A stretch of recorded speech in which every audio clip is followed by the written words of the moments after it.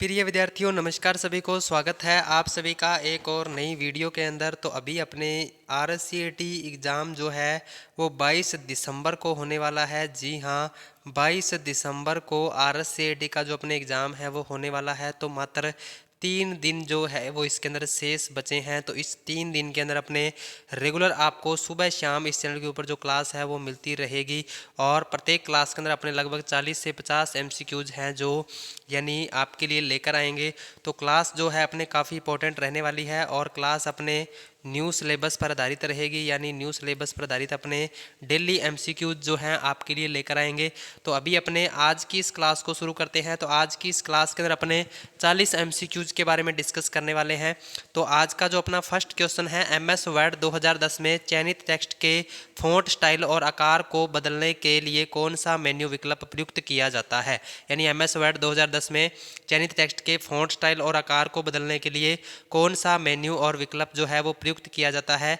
तो page layout है, insert है, फ़ॉन्ट है या फिर फॉर्मेट पेंटर है। तो इसका राइट आंसर आपका हो जाएगा ऑप्शन नंबर सी यानी फ़ॉन्ट। ऑप्शन नंबर सी है वो इसका राइट आंसर आपका हो जाएगा। नेक्स्ट क्वेश्चन है, और नेक्स्ट क्वेश्चन की ओर बढ़ने से पहले सभी से रिक्वेस्ट है कि जो भी क्वेश्चंस आपको स्क्रीन के ऊपर दिखाई दे रहा है उसका आंसर आपने कमेंट करके ज़रूर से बताना है, ताकि आपको अपनी तैयारी का जो स्कोर है वो पता चल सके। तो आपने आंसर को कमेंट में ज़रूर से बताना है। तो अभी अपने नेक्स्ट क्वेश्चन की ओर बढ़ते हैं। नेक्स्ट क्वेश्चन है, एमएस वर्ड 2010 में आपको द्वारा संदर्भित की गई पिछली क्रिया को पाने के लिए कौन सा कुंजी संयोजन प्रयुक्त होता है। यानी पिछली क्रिया में वापस जाने के लिए अगर आपने डॉक्यूमेंट के अंदर कोई चेंजिंग किया है तो पिछली क्रिया में वापस जाने के लिए अपने कौन सी कुंजी का प्रयोग करते हैं, तो ये आपने बताना है। तो ऑप्शन नंबर बी है वो इसका राइट आंसर हो जाएगा, control plus Z. Control plus Z का अपने यानी यूज करेंगे तो ऑप्शन नंबर बी इसका राइट आंसर हो जाएगा। नेक्स्ट है, एमएस वर्ड 2010 जब आपका दस्तावेज मुद्रित होने पर कैसे दिखेगा, तो उसे देखने के लिए कौन सी विशेषता है। यानी एमएस वर्ड 2010 यानी आपको मुद्रित होने पर कैसे दिखेगा, यानी प्रिंट होने के बाद जो आपका डॉक्यूमेंट है उसका व्यू कैसे दिखेगा, ये देखने के लिए अपने कौन से कमांड का यूज करेंगे।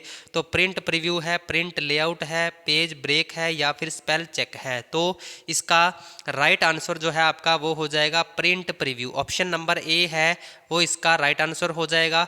और प्रिंट प्रीव्यू की शॉर्टकट की क्या होती है, तो ये भी आपने ध्यान में रखना है। प्रिंट प्रीव्यू की शॉर्टकट की होती है control plus F2। Print preview की शॉर्टकट की हो जाएगी कंट्रोल प्लस F2। तो ये भी एग्जाम में क्वेश्चन है जो पूछा जा सकता है।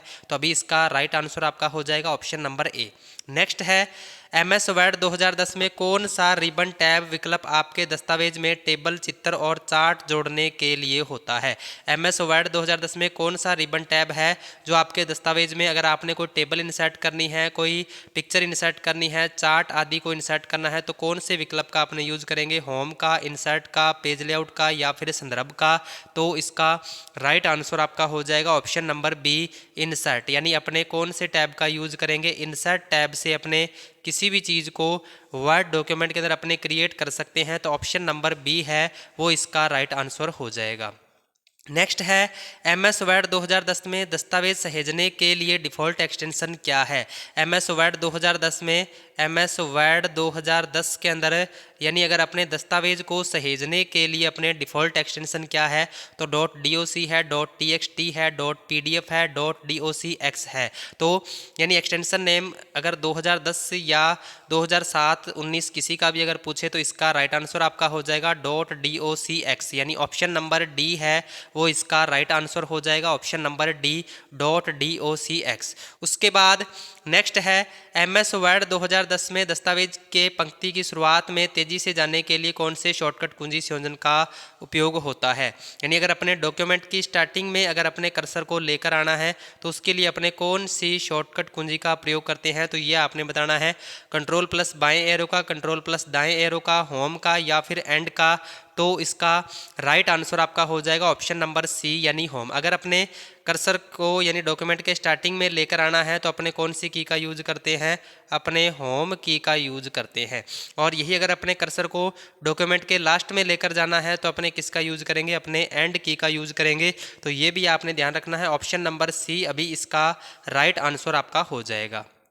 नेक्स्ट है MS वर्ड 2010 संरेखित करने के लिए कौन से शॉर्टकट कुंजी संयोजन का उपयोग होता है। MS वर्ड 2010 को संरेखित करने के लिए कौन से शॉर्टकट कुंजी संयोजन का उपयोग होता है। तो Ctrl+C है, Ctrl+E है, Ctrl+L है, Ctrl+R है। तो संरेखित करने के लिए किसका अपने यूज करते हैं। तो इसका राइट आंसर आपका हो जाएगा ऑप्शन नंबर बी, यानी सेंटर अलाइनमेंट का अपने यूज करेंगे। सेंटर अलाइन भी आपको यहाँ पर ऑप्शन में दे सकता है, यानी शॉर्टकट की पूछिए, अगर कमांड पूछे तो कौन सी हो जाएगी, सेंटर अलाइनमेंट हो जाएगी। ऑप्शन नंबर बी है वो इसका राइट आंसर हो जाएगा। नेक्स्ट है एक्सेल 2010 में नंबर्स की एक रेंज में सबसे अधिक वैल्यू को खोजने के लिए कौन सा फंक्शन प्रयुक्त किया जाता है। एक्सेल 2010 में नंबर्स की एक रेंज में सबसे अधिक वैल्यू को खोजने के लिए कौन सा फंक्शन प्रयुक्त किया जाता है। तो सम है, एवरेज है, मैक्स है या फिर मिन है। तो इसका राइट आंसर आपका हो जाएगा ऑप्शन नंबर सी, यानी मैक्स। यानी अगर अपने सबसे बड़ी वैल्यू को ज्ञात करना है तो अपने मैक्स फॉर्मूले का यूज करते हैं। तो ऑप्शन नंबर सी है वो इसका राइट आंसर हो जाएगा, ऑप्शन नंबर सी। नेक्स्ट है एक्सेल 2010 में डेटा मान्यता सुविधा का क्या उद्देश्य है। एक्सेल 2010 में डेटा मान्यता का क्या उद्देश्य है, तो ये आपको बताना है।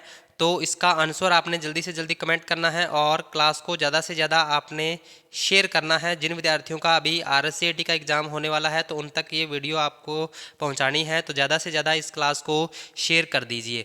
तो अभी इसका राइट आंसर क्या हो जाएगा, सेल में एंटर किए जाने वाले डेटा के प्रकार को प्रबंधित करने के लिए, यानी ऑप्शन नंबर सी है वो इसका राइट आंसर हो जाएगा, ऑप्शन नंबर सी। उसके बाद नेक्स्ट है एक्सेल 2019 में विशिष्ट मानों को पूरा करने वाले एक रेंज में कितनी सेल की संख्या को गणना करने के लिए किस फंक्शन का उपयोग किया जाता है। यानी एक्सेल 2019 में विशिष्ट मानों को पूरा करने के लिए एक रेंज में कितनी सेल की संख्या है, यानी ये आपको अगर गणना करनी है तो अपने किस फंक्शन का प्रयोग करेंगे, काउंट का, सम का, एवरेज का या फिर काउंट इफ का। तो इसका राइट आंसर आपका हो जाएगा काउंट इफ, यानी ऑप्शन नंबर डी है वो इसका राइट आंसर हो जाएगा, काउंट इफ। उसके बाद नेक्स्ट है एक्सेल 2010 में एक वर्कशीट की डिफ़ॉल्ट ओरिएंटेशन क्या होती है। एक्सेल 2010 में एक वर्कशीट की डिफ़ॉल्ट ओरिएंटेशन क्या होती है, लैंडस्केप होती है, पोर्ट्रेट होती है, स्क्वायर होती है या फिर वर्टिकल होती है। तो डिफ़ॉल्ट ओरिएंटेशन क्या होती है, तो इसका राइट आंसर आपका हो जाएगा option number B, portrait. Option number B है वो इसका राइट आंसर हो जाएगा, यानी एक्सेल 2010 में एक वर्कशीट की डिफ़ॉल्ट ओरिएंटेशन पोर्ट्रेट होती है। तो ऑप्शन नंबर बी इसका राइट आंसर है वो हो जाएगा। नेक्स्ट है पावर पॉइंट 2010 में स्लाइड शो को प्रथम स्लाइड से शुरू करने के लिए कौन सा कीबोर्ड शॉर्टकट प्रयुक्त होता है। पावर पॉइंट 2010 में स्लाइड शो को प्रथम स्लाइड से शुरू करने के लिए कौन सा कीबोर्ड शॉर्टकट प्रयुक्त होता है। तो F5 है, Ctrl+S है, Ctrl+P है, Alt+F4 है। तो इसका राइट आंसर आपका हो जाएगा ऑप्शन नंबर ए, यानी F5। F5 है जो इसका राइट आंसर हो जाएगा। अगर अपने प्रथम स्लाइड से स्लाइड शो को शुरू करना है तो अपने F5 की का यूज करते हैं, और यही अगर अपने करंट स्लाइड से स्लाइड शो को शुरू करना है तो उसके लिए अपने Shift+F5 का अपने यूज करते हैं। तो अभी इसका राइट आंसर आपका हो जाएगा F5, यानी ऑप्शन नंबर ए, क्योंकि प्रथम स्लाइड से पूछा गया है तो प्रथम स्लाइड से F5 का यूज अपने करते हैं। नेक्स्ट है पावर पॉइंट 2010 में किस रिबन टैब का उपयोग स्लाइड की पृष्ठभूमि का स्वरूप बदलने के लिए किया जा सकता है। पावर पॉइंट 2010 में किस रिबन टैब का उपयोग जो स्लाइड की पृष्ठभूमि का स्वरूप बदलने के लिए किया जा सकता है। होम है, डिजाइन है, एनिमेशन है या फिर फॉर्मेट है। तो इसका राइट आंसर आपका हो जाएगा option number B, design. Option number B है वो इसका राइट आंसर हो जाएगा। डिजाइन टैब के मदद से आप स्लाइड की पृष्ठभूमि का जो स्वरूप है, यानी उसका जो बैकग्राउंड है वो आप चेंज कर सकते हो। तो ऑप्शन नंबर बी इसका राइट आंसर हो जाएगा। नेक्स्ट है पावर पॉइंट 2010 में स्लाइड शो टैब का क्या उद्देश्य है। पावर पॉइंट 2010 में स्लाइड शो टैब का क्या उद्देश्य है। तो ऑप्शन नंबर यह है प्रेजेंटेशन के हैंडआउट को प्रिंट करने के लिए है। बी नंबर ऑप्शन एक नया स्लाइड बनाने के लिए है। सी नंबर ऑप्शन प्रेजेंटेशन को दर्शकों के लिए सेट करने के लिए है। और डी नंबर ऑप्शन प्रेजेंटेशन को सहेजने के लिए है। तो इसका राइट आंसर आपका हो जाएगा ऑप्शन नंबर सी, प्रेजेंटेशन को दर्शकों के लिए सेट करने के लिए है। तो ऑप्शन नंबर सी इसका राइट आंसर हो जाएगा, ऑप्शन नंबर सी। नेक्स्ट है साइबर सुरक्षा के संदर्भ में फिशिंग शब्द का क्या मतलब है। साइबर सुरक्षा के संदर्भ में फिशिंग शब्द का क्या मतलब है, तो ये आपको बताना है। तो एक प्रकार का है, सॉफ्टवेयर है, या फिर B number option computer system में अधिकृत पहुंच है, सी नंबर ऑप्शन धोखाधड़ी एवं सेंसिटिव जानकारी के लिए ईमेल या संदेश व्यक्तियों को भेजना है, और D number option firewall configuration की गलती है। तो साइबर सुरक्षा के संबंध में फिशिंग का मतलब क्या है, तो इसका राइट आंसर आपका हो जाएगा ऑप्शन नंबर सी, धोखाधड़ी एवं सेंसिटिव जानकारी के लिए ईमेल या संदेश व्यक्तियों को भेजना है। तो ऑप्शन नंबर सी है वो इसका राइट आंसर हो जाएगा। नेक्स्ट है, भारत में निम्नलिखित किस एक्ट का उद्देश्य विशेष रूप से कंप्यूटर प्रोग्राम की अवैध प्रतियों के नियंत्रण और विनिमय को नियमित करना है। यानी भारत में किस एक्ट का उद्देश्य है कि विशेष रूप से कंप्यूटर प्रोग्राम की अवैध प्रतियों को यानी विनिमय को नियमित करना है। यानी कंप्यूटर के जो प्रोग्राम है उन जो कॉपीराइट अधिनियम है वो किस यानी एक्ट के तहत बनाए गए हैं, तो ये आपको बताना है। ऑप्शन नंबर ए है भारतीय दंड संहिता है, भारतीय कॉपीराइट अधिनियम 1957 है, या उपभोक्ता संरक्षण अधिनियम 2019 है, या फिर कंपनी अधिनियम 2013 है। तो इसमें से आपको बताना है कि अवैध प्रतियों के नियंत्रण के लिए यानी कौन से एक्ट को लागू किया गया है। तो इसका राइट आंसर जो है आपका, इसका जो राइट आंसर है वो हो जाएगा ऑप्शन नंबर बी, भारतीय कॉपीराइट अधिनियम 1957। यानी ऑप्शन नंबर बी है वो इसका राइट आंसर हो जाएगा, option number B. Next question है, विंडो ऑपरेटिंग सिस्टम में सिस्टम रिस्टोर पॉइंट किस कार्य के लिए अनुमति प्रदान करता है। यानी विंडो ऑपरेटिंग सिस्टम में सिस्टम रिस्टोर पॉइंट है वो किस कार्य के लिए अनुमति प्रदान करता है। तो ये आपको बताना है सिस्टम रिस्टोर पॉइंट का यानी काम क्या होता है। तो ये आपको यानी बताना है इसका आंसर क्या होगा। तो इसका जो राइट आंसर है यानी रिस्टोर पॉइंट का काम क्या होता है, सिस्टम को पिछली स्थिति में वापस ले जाए अगर समस्याएं या त्रुटियां होती है। तो यानी सिस्टम को यानी पिछली स्थिति में वापस ले जाने के लिए अपने इसका यूज करते हैं सिस्टम रिस्टोर पॉइंट का। तो ऑप्शन नंबर बी है वो इसका राइट आंसर हो जाएगा, ऑप्शन नंबर बी। नेक्स्ट है, एक्सेल 2010 में find and replace dialog box खोलने के लिए कौन सा कीबोर्ड शॉर्टकट प्रयुक्त होता है। एक्सेल 2010 में find and replace dialog box खोलने के लिए कौन सा कीबोर्ड शॉर्टकट प्रयुक्त होता है। तो कंट्रोल+F है, कंट्रोल+R है, कंट्रोल+P है, या फिर कंट्रोल+N है। तो find and replace dialog box खोलने के लिए अपने कंट्रोल+F का अपने यूज करते हैं। तो ऑप्शन नंबर ए है वो इसका राइट आंसर हो जाएगा, ऑप्शन नंबर ए। नेक्स्ट है, एक्सेल वर्कबुक में एक नई वर्कशीट डालने के लिए कौन से कीबोर्ड शॉर्टकट प्रयुक्त होता है। एक्सेल वर्कबुक में अगर एक नई वर्कशीट डालनी है तो उसके लिए कौन से कीबोर्ड शॉर्टकट प्रयुक्त होता है। तो कंट्रोल+W है, कंट्रोल+I है, कंट्रोल+N है, कंट्रोल+S है। तो इसका राइट आंसर आपका हो जाएगा ऑप्शन नंबर सी, कंट्रोल+N। कंट्रोल+N जो है वो इसका राइट आंसर हो जाएगा, ऑप्शन नंबर सी।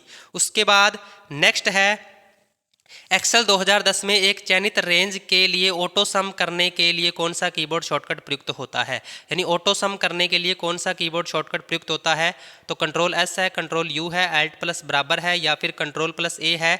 तो ऑटो सम करने के लिए कौन सा कीबोर्ड शॉर्टकट प्रयुक्त होता है। तो इसका राइट आंसर आपका हो जाएगा ऑप्शन नंबर सी, यानी Alt+ बराबर। Alt+ बराबर जो है वो इसका राइट आंसर हो जाएगा, ऑप्शन नंबर सी। नेक्स्ट है, कौन सा प्रिंटर डेटा या छवियों को कागज की सतह पर तेज गति से स्याही की छोटी बूंदें छिड़ककर प्रिंट करता है। यानी कौन सा प्रिंटर है जो डेटा या छवियों को कागज की सतह पर तेज गति से स्याही की छोटी बूंदें छिड़ककर प्रिंट करता है। तो इंकजेट प्रिंटर है, लेजर प्रिंटर है, डॉट मैट्रिक्स प्रिंटर है, या फिर ड्रम प्रिंटर है। तो इसका राइट आंसर आपका हो जाएगा ऑप्शन नंबर ए, यानी इंकजेट प्रिंटर। इंकजेट प्रिंटर जो है वो इसका राइट आंसर हो जाएगा, इंकजेट प्रिंटर। उसके बाद नेक्स्ट है, माइक्रोसॉफ्ट पावर पॉइंट 2010 के एनिमेशन टैब में निम्नलिखित नियंत्रण समूह में है। यानी जो माइक्रोसॉफ्ट पावर पॉइंट 2010 है उसके एनिमेशन टैब में कौन कौन से नियंत्रण समूह हैं यानी शामिल है। प्रीव्यू है, एनिमेशन है, समय है, या फिर ये सभी है। तो इसका आंसर जो है आपका वो हो जाएगा ऑप्शन नंबर डी, यानी ये सभी। यानी आपके एनिमेशन टैब के नियंत्रण समूह में प्रीव्यू भी होता है, एनिमेशन भी होता है और समय भी होता है। यानी ऑप्शन नंबर डी है वो इसका राइट आंसर हो जाएगा।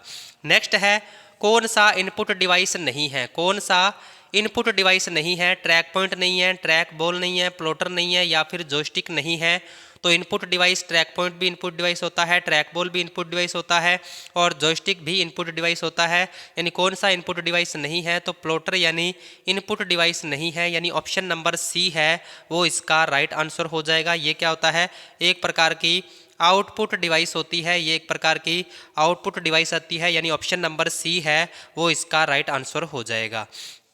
नेक्स्ट है कौन सा इनपुट आउटपुट डिवाइस के रूप में उपयोग नहीं किया जाता, सबसे उपयुक्त विकल्प चुनिए। यानी कौन सा इनपुट आउटपुट डिवाइस के रूप में उपयोग नहीं किया जाता है, सबसे उपयुक्त विकल्प चुनना है। फैक्स मशीन है, मल्टी फंक्शन डिवाइसेज है, मोडेम है, या फिर ये सभी यूज की जा सकती हैं। तो इसका राइट आंसर है, यानी इनपुट आउटपुट दोनों का पूछा गया है, तो इनपुट आउटपुट ये दोनों ही यानी यूज होती हैं, तो ये सभी यूज की जा सकती हैं। यानी ऑप्शन नंबर डी है वो इसका राइट आंसर आपका हो जाएगा, ऑप्शन नंबर डी। नेक्स्ट है कौन सा रीड ओनली मेमोरी रोम का प्रकार नहीं है, सबसे उपयुक्त विकल्प चुनिए। यानी रोम का प्रकार कौन सा नहीं है, तो ये आपको बताना है। प्रोग्रामेबल रीड ओनली मेमोरी है, इरेजेबल पीरोम है, या फिर फ्लैश मेमोरी है, या फिर ये सभी है। तो यानी रोम का प्रकार कौन सा है, तो इसका राइट आंसर आपका हो जाएगा ऑप्शन नंबर डी, यानी programmable read only memory, erasable programmable read only memory और फ्लैश मेमोरी, यानी तीनों ही रोम के ही प्रकार हैं। यानी ऑप्शन नंबर डी है वो इसका राइट आंसर हो जाएगा, ऑप्शन नंबर डी।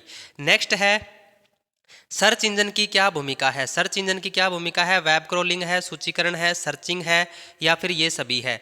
तो सर्च इंजन की क्या भूमिका है, तो इसका राइट आंसर आपका हो जाएगा ये सभी, ऑप्शन नंबर डी है वो इसका राइट आंसर हो जाएगा। वेब क्रॉलिंग हो गया, सूचीकरण हो गया और सर्चिंग हो गया, यानी ये सभी इसका राइट आंसर आपका हो जाएगा, ऑप्शन नंबर डी।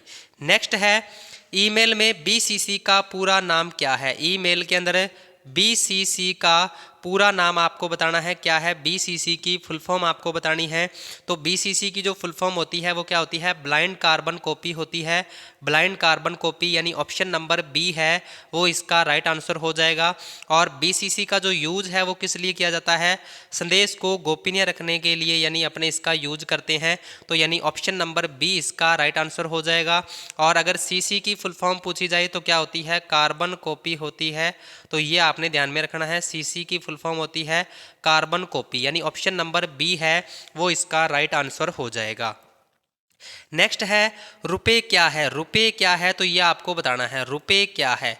रुपए क्या है, तो एक प्रकार की मुद्रा है, क्रेडिट कार्ड का ब्रांड है, डेबिट कार्ड का ब्रांड है, या फिर एक डिजिटल वॉलेट है। तो रुपए क्या है, जल्दी से जल्दी इसका आंसर कमेंट कीजिए और क्लास को ज़्यादा से ज़्यादा एक बार शेयर कर दीजिए। हाँ जी, इसका आंसर आपको बताना है, तो इसका राइट आंसर आपका क्या हो जाएगा, डेबिट कार्ड का एक ब्रांड है। यानी रुपए क्या है, डेबिट कार्ड का एक ब्रांड है, यानी ऑप्शन नंबर सी इसका राइट आंसर हो जाएगा, ऑप्शन नंबर सी। नेक्स्ट है कौन सा मोबाइल डिजिटल वॉलेट नहीं है। कौन सा मोबाइल डिजिटल वॉलेट नहीं है, फ्री चार्ज है, मोबीक्विक है, एयरटेल मनी है, या फिर इनमें से कोई नहीं। तो मोबाइल वॉलेट या डिजिटल वॉलेट कौन सा नहीं है, तो इसका राइट आंसर आपका हो जाएगा ऑप्शन नंबर डी, यानी इनमें से कोई नहीं। यानी कौन सा मोबाइल डिजिटल वॉलेट नहीं है, सारे के सारे ही मोबाइल या डिजिटल वॉलेट है। मोबीक्विक हो गया, एयरटेल मनी हो गया, फ्री चार्ज हो गया, यानी ऑप्शन नंबर डी है वो इसका राइट आंसर हो जाएगा, ऑप्शन नंबर डी। नेक्स्ट है कौन सी ऑनलाइन शॉपिंग वेबसाइट नहीं है। कौन सी ऑनलाइन शॉपिंग वेबसाइट नहीं है, तो flipkart.com है, amazon.com है, bhimupi.com है, या फिर jabong.com है। तो कौन सी ऑनलाइन शॉपिंग वेबसाइट नहीं है, तो इसका राइट आंसर आपका हो जाएगा option number C, bhimupi.com, option number C है वो इसका राइट आंसर हो जाएगा, ऑप्शन नंबर सी। नेक्स्ट है निम्नलिखित में से कौन सी सोशल नेटवर्किंग साइट नहीं है। कौन सी सोशल नेटवर्किंग साइट्स नहीं है, तो ये आपको बताना है कि फेसबुक है, फेसबुक हो गया, इंस्टाग्राम हो गया, गूगल सर्च है, या फिर लिंक्डइन है। तो कौन सी सोशल नेटवर्किंग साइट नहीं है, तो इसका राइट आंसर आपका हो जाएगा ऑप्शन नंबर सी, यानी गूगल सर्च। गूगल सर्च जो है वो एक प्रकार की सोशल नेटवर्किंग साइट्स नहीं है, तो ऑप्शन नंबर सी इसका राइट आंसर हो जाएगा, ऑप्शन नंबर सी। नेक्स्ट है राजस्थान संपर्क पोर्टल के माध्यम से निम्नलिखित में से कौन सी सेवाएं प्राप्त की जा सकती है। राजस्थान संपर्क पोर्टल के माध्यम से कौन सी सेवाएं हैं जो प्राप्त की जा सकती हैं, तो इसमें से आपको राइट आंसर बताना है। यानी राजस्थान संपर्क पोर्टल का यूज क्या होता है, तो यानी शिकायत दर्ज करने के लिए होता है। राजस्थान संपर्क पोर्टल का यानी काम क्या होता है, शिकायत दर्ज करने के लिए होता है। तो इसका राइट आंसर आपका हो जाएगा ऑप्शन नंबर सी, सरकारी विभागों में शिकायतों और शिकायतों को पंजीकृत करना, यानी ऑप्शन नंबर सी इसका राइट आंसर हो जाएगा। नेक्स्ट है आधार नामांकन के दौरान निम्नलिखित में से कौन सा बायोमेट्रिक डेटा जमा किया जाता है। यानी आधार नामांकन के दौरान कौन सा बायोमेट्रिक डेटा जमा किया जाता है तो आवाज़ पहचान है, रेटिना स्कैन है, डीएनए सैंपल है या फिर चेहरे की पहचान है। तो इसका राइट आंसर आपका हो जाएगा option number B, retina scan. Option number B है वो इसका राइट आंसर हो जाएगा, ऑप्शन नंबर बी। नेक्स्ट है पैन कार्ड के लिए कहाँ आवेदन करना है। पैन कार्ड के लिए कहाँ आवेदन करना है? एनएसडीएल वेबसाइट पर, एसएसओ वेबसाइट पर, एनपीएस वेबसाइट पर या फिर यूआईडीएआई वेबसाइट पर। तो पैन कार्ड के लिए कहाँ आवेदन करना है? तो इसका राइट आंसर आपका हो जाएगा option number A, NSDL website पर। ऑप्शन नंबर ए है वो इसका राइट आंसर हो जाएगा, ऑप्शन नंबर ए। नेक्स्ट है दस्तावेज में पृष्ठ संख्या को किस स्थान से जोड़ा जा सकता है? दस्तावेज में पृष्ठ संख्या को किस स्थान से जोड़ा जा सकता है? केवल शीर्षलेख से यानी हेडर से, या फिर ऑप्शन नंबर बी है केवल पद से यानी फुटर से, या फिर शीर्षलेख पद दोनों यानी हेडर या फुटर दोनों से, या फिर इनमें से कोई नहीं। तो इसका राइट आंसर आपका हो जाएगा ऑप्शन नंबर सी, यानी दस्तावेज में पृष्ठ संख्या और यानी किससे जोड़ सकते हैं? अपने हेडर और फुटर दोनों से जोड़ सकते हैं। तो ऑप्शन नंबर सी इसका राइट आंसर हो जाएगा, ऑप्शन नंबर सी। उसके बाद नेक्स्ट है निम्नलिखित में से किस माउस तकनीक का उपयोग किसी वस्तु के प्रॉपर्टीज तक पहुंचने के लिए किया जाता है? यानी कौन सी माउस की तकनीक से अपने किसी वस्तु की प्रॉपर्टीज तक पहुंच सकते हैं? किसी फोल्डर या फाइल की प्रॉपर्टीज तक अगर अपने पहुंचना है, ड्रैग है, ड्रॉप है, राइट क्लिक है या फिर लेफ्ट क्लिक है, तो इसका राइट आंसर आपका हो जाएगा राइट क्लिक, यानी ऑप्शन नंबर सी है वो इसका राइट आंसर हो जाएगा, ऑप्शन नंबर सी। नेक्स्ट है MS एक्सेल 2010 में निम्नलिखित में से कौन आज की तारीख को दिनांक प्रारूप में देता है? यानी कौन सा, अगर आज की तारीख में अगर अपने यानी कोई जो दिनांक है उसको अगर अपने इंसर्ट करना है तो कौन से फॉर्मूले का यूज करेंगे, तो ये आपको बताना है। तो इसका जो आंसर है वो हो जाएगा बराबर टुडे ब्रैकेट स्टार्ट और क्लोज, यानी ऑप्शन नंबर बी है वो इसका राइट आंसर हो जाएगा, ऑप्शन नंबर बी। नेक्स्ट है निम्नलिखित में से सबसे उपयुक्त विकल्प चुनें, यानी सबसे उपयुक्त विकल्प आपको चुनना है। ऑप्शन नंबर ए है डेबिट कार्ड और क्रेडिट कार्ड का उपयोग इलेक्ट्रॉनिक भुगतान प्रणाली में किया जा सकता है। बी नंबर ऑप्शन है OMR का मतलब केवल मैग्नेटिक रीडर है। C number option Skype system software का एक उदाहरण है। और डी नंबर ऑप्शन है प्रिंटर की आउटपुट गुणवत्ता हर्ट्ज में मापी जाती है। तो सबसे उपयुक्त विकल्प आपको चुनना है, कौन सा है? तो ऑप्शन नंबर ए इसका राइट आंसर हो जाएगा। डेबिट कार्ड और क्रेडिट कार्ड का उपयोग इलेक्ट्रॉनिक भुगतान प्रणाली में किया जा सकता है, यानी ऑप्शन नंबर ए है वो इसका राइट आंसर हो जाएगा, ऑप्शन नंबर ए। नेक्स्ट है आधार कार्ड नंबर कितने अंकों का होता है? आधार कार्ड जो नंबर है वो कितने अंकों का होता है? 8 का होता है, 12 का होता है, 10 का होता है या फिर 16 का होता है? तो आधार कार्ड नंबर कितने अंकों का होता है? तो टोटल 12 डिजिट्स का होता है, यानी 12 अंकों का होता है। तो ये आपने ध्यान रखना है, ऑप्शन नंबर बी इसका राइट आंसर हो जाएगा। नेक्स्ट है निम्नलिखित में से कौन सा रैम के संदर्भ में कथन गलत है? कौन सा रैम के संदर्भ में जो कथन है वो गलत है? तो ऑप्शन नंबर है रैम सीधे सीपीयू द्वारा पहुंच योग्य है। B number option RAM computer की सेकेंडरी मेमोरी का एक हिस्सा है। सी नंबर ऑप्शन रैम का उपयोग उस डेटा को संग्रहित करने के लिए किया जाता है जिसे वर्तमान में सीपीयू द्वारा संसाधित किया जाता है। और डी नंबर ऑप्शन रैम प्रकृति में अस्थिर है। तो इसका राइट आंसर जो है वो हो जाएगा option number B, RAM computer की सेकेंडरी मेमोरी का एक हिस्सा है, यानी ये कथन इसके बारे में गलत है, यानी ऑप्शन नंबर बी इसका राइट आंसर हो जाएगा। तो ये थे आज के अपने कुछ इंपॉर्टेंट क्वेश्चंस। आज की इस क्लास के अंदर अपने टोटल 40 MCQs के बारे में डिस्कस किया है। और अपना जो एग्ज़ाम होने वाला है वो 22 दिसंबर को होने वाला है। तो 22 दिसंबर को होने वाले RSCET एग्ज़ाम के लिए रेगुलर आपको सुबह शाम इस चैनल के ऊपर जो रेगुलर क्लास है वो आपको मिलती रहेगी। तो डेली क्लास को आपने ज़रूर से ज्वाइन करना है। और प्रत्येक क्लास के अंदर आपको यानी इंपॉर्टेंट से इंपॉर्टेंट क्वेश्चंस हैं जो कि मिलने वाले हैं। क्लास आपको कैसी लगी इसका फीडबैक आपने कमेंट में ज़रूर से बताना है। और वीडियो को आपने ज़्यादा से ज़्यादा शेयर करना है और लाइक करना है। और अभी तक चैनल को सब्सक्राइब नहीं किया है तो चैनल को भी अपने ज़रूर से सब्सक्राइब करना है। मिलते हैं नेक्स्ट वीडियो में कुछ नए इंपॉर्टेंट क्वेश्चंस के साथ। तब तक के लिए जय हिंद, जय भारत।